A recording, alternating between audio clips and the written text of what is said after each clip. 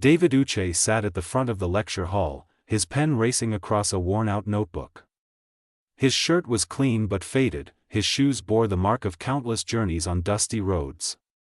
Despite the weight of poverty on his shoulders, David's eyes remained bright, driven by a hunger for knowledge and a belief that one day, things would change. Behind him sat Sandra Obi, his girlfriend.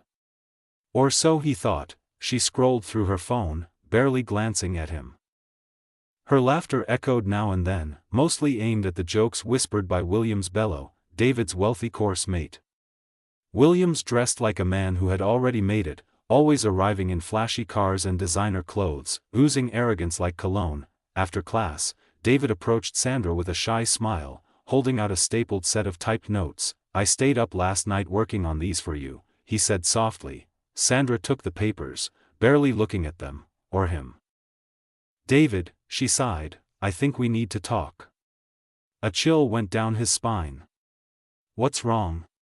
She stood up, brushing imaginary dust off her silk blouse. "I can't keep pretending. Look at us. You're smart, but let's be real, you're broke. I can't build a future on hope and handouts." David blinked, heart thudding. "You're serious?"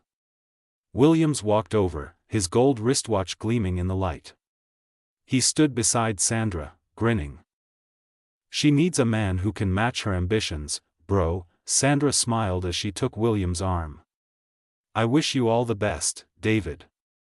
But I need more." They walked away, leaving David standing alone, rejection burning in his chest. That evening, David stayed behind in the empty hall, head down, eyes wet. Mr. Okafor, his lecturer, entered and found him staring at the blackboard. "Heartbreak?" the old man asked. David nodded.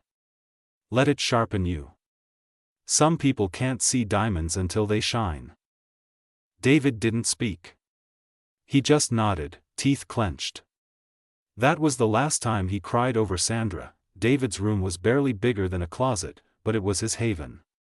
While others partied or posted on social media, he stayed up most nights writing code, taking free online courses, and applying for scholarships. He lived on Gary and determination. Each day brought new trials.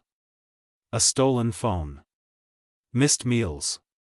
Lecturers demanding textbooks he couldn't afford.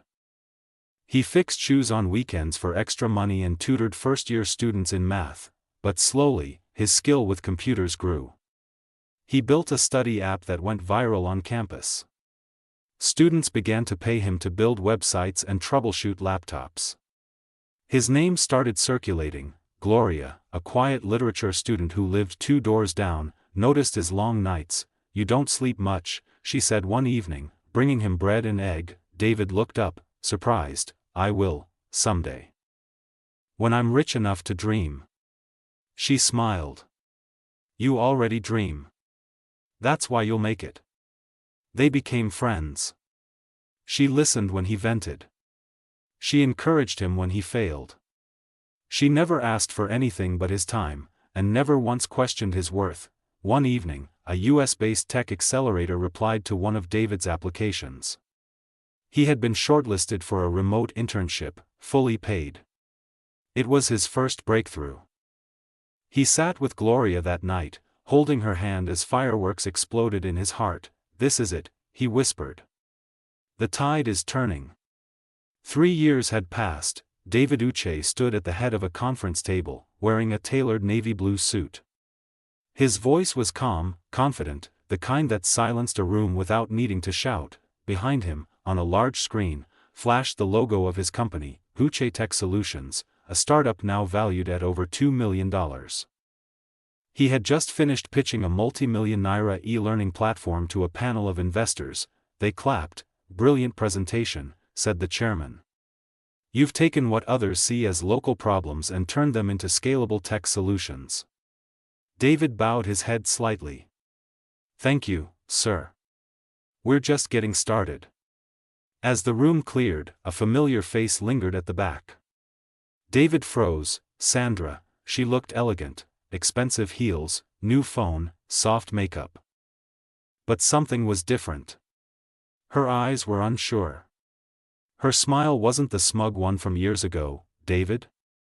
She said, walking up to him. He kept his expression neutral. Sandra. I saw your name on the invite list, she said. I had to see for myself.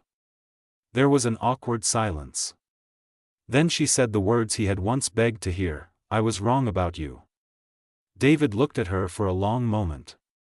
No, he said finally, you were right. About who I was. But wrong about what I could become. She hesitated. Maybe we could catch up sometime. Coffee? David smiled faintly. I don't drink coffee with the past. But thanks. As he turned to leave, he saw Gloria standing at the door, holding a tablet and his jacket.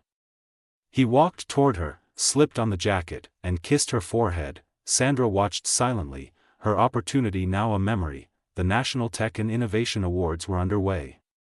The hall glittered with celebrities, politicians, and industry giants.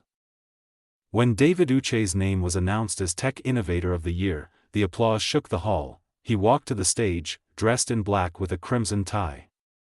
Gloria stood proudly among the guests, tears in her eyes. David took the mic. He paused, looked at the crowd, then smiled. 10 years ago, he began, I was laughed at because I couldn't afford lunch. I was told love required wealth, not character.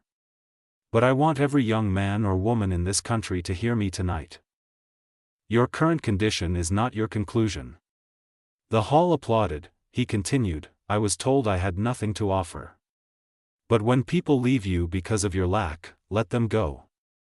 Sometimes, rejection is just redirection.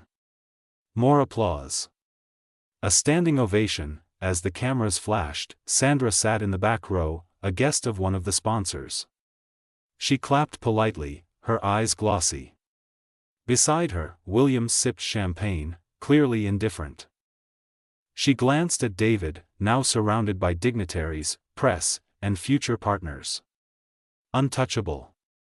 Unreachable. Later that night, David and Gloria walked outside the venue, hands intertwined.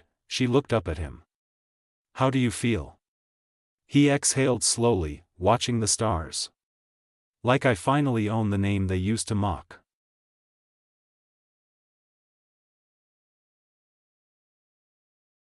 Dear esteemed viewers, what insights did you get from this captivating story? Share your thoughts in the comments below. I would love to hear from you. If you enjoyed the tale, please give it a like, share it with your friends, and don't forget to subscribe and turn on notification, so you never miss our latest updates. Thank you for watching and stay blessed.